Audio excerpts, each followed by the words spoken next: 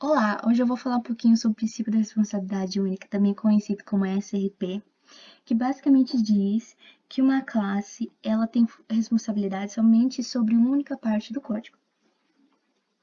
Isso quer dizer que uma classe terá muito menos casos de teste, muito menos dependências e terá classes menores e bem organizadas, que são mais fáceis de pesquisar. Sendo assim, a gente tem um exemplo aqui nesse código em que a gente armazena pinturas.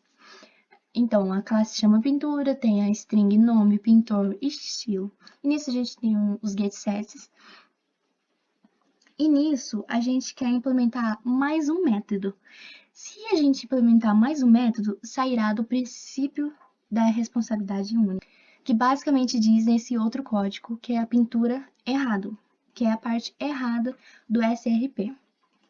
A gente tem exatamente igual ao outro código, tirando o método que foi implementado agora, que é para imprimir para a tela o nome da pintura. Então, se você já está fazendo uma outra funcionalidade, já sai do princípio da responsabilidade única, porque nós temos aqui basicamente só a declaração da classe. Se a gente implementa uma impressão ou imprimir algo para a tela, já é uma outra funcionalidade. Sendo assim, sai do princípio da responsabilidade única. Pois o correto seria criar uma outra classe para a exposição a parte da exposição ou a impressão para a tela. Basicamente, viola o princípio da responsabilidade única. Para corrigir isso, a gente precisa criar uma outra classe que seria apenas para imprimir para a tela o nome da pintura. Então, a gente criou aqui uma classe chamada exposição, e coloco o public void, nome da pintura, a string, e fazer a impressão para a tela, o nome da pintura.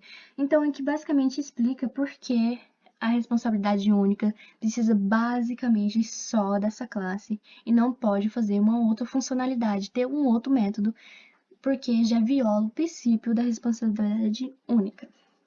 Então, esse foi um dos 5 princípios do Solid que tem. Primeiro, o princípio da responsabilidade única, princípio do aberto e fechado, princípio de substituição de Liskov, princípio de segregação interface, princípio de inversão de dependência e o princípio de responsabilidade. Ela tem um papel muito importante, que é o papel de responsabilidade, de uma classe não ter mais de uma funcionalidade, mais de um método na mesma classe. O princípio de responsabilidade segue sua definição, que é uma classe somente deve mudar por uma razão. Então foi isso basicamente.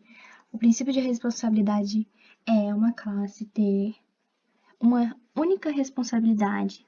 Caso você queira fazer uma outra função, você simplesmente cria uma outra classe para ela.